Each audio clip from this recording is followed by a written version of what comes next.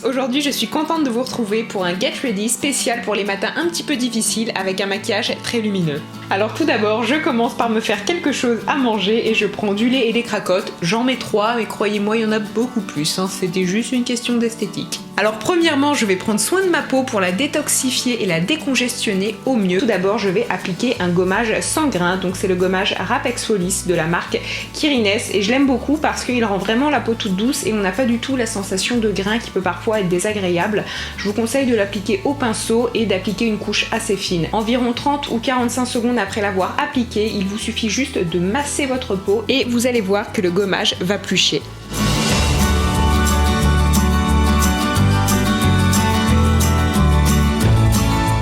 Puis pour retirer les résidus du gommage, je nettoie ma peau avec la mousse nettoyante éclat. On n'a aucune sensation de tiraillement et surtout la formule mousse, moi c'est ce que je préfère. Je préfère vraiment me laver la peau avec une mousse qu'avec un gel qui parfois peut un petit peu tirailler. Et finalement, la dernière étape, c'est l'application du Rap Coup d'éclat. Donc c'est un masque en microfibre et je dois vous avouer que j'avais un petit peu peur d'utiliser ce genre de produit parce que parfois c'est difficile à utiliser et on s'en met partout et là ce n'est pas du tout le cas.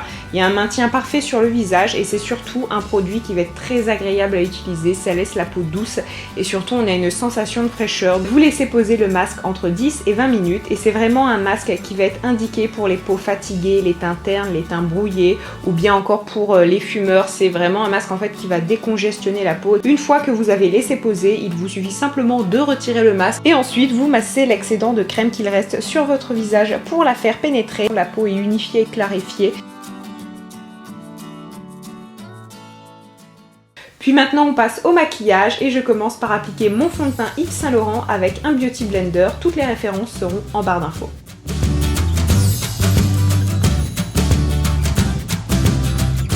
Une fois que le fond de teint est posé, j'applique de l'anti-cerne et c'est l'anti-cerne Collection, donc dans la teinte la plus claire et c'est vraiment un super anti-cerne parce qu'il est très naturel et pour autant très couvrant.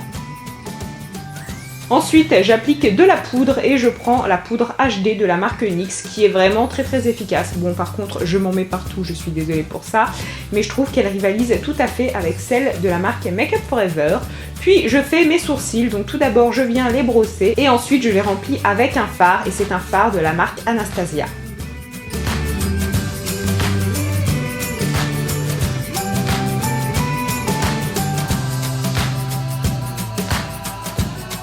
Une fois que c'est fait, je viens les maintenir en place avec un gel de la marque L'Atelier Maquillage.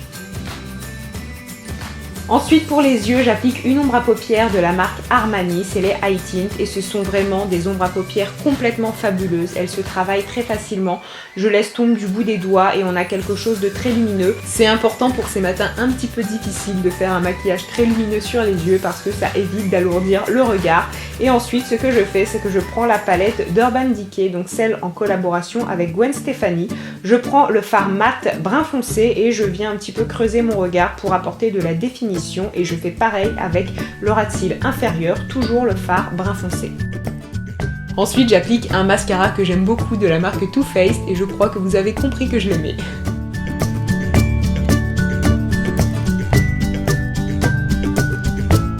Et voilà le résultat final pour le maquillage des yeux.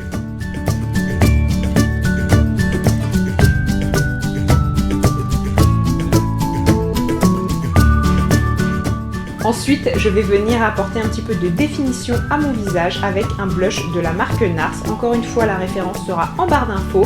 Et aussi, je fais un petit peu de contouring avec la palette d'Urban Decay qui a une couleur parfaite pour moi. Et finalement, j'applique un rouge à lèvres de la marque Urban Decay qui est un très joli nude mais en même temps un petit peu rosé. C'est un rouge à lèvres qui me va au teint et qui surtout est idéal pour ce genre de maquillage. Pour la coiffure, je n'ai vraiment pas fait grand chose. J'ai fait une espèce de queue de cheval assez vite fait. Le plus important, c'est de laisser quelques mèches pour qu'elles encadrent le visage.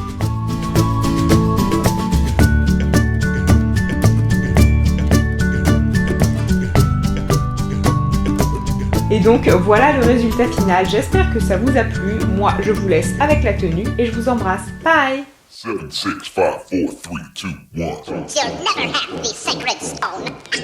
Oh, this you crazy mother.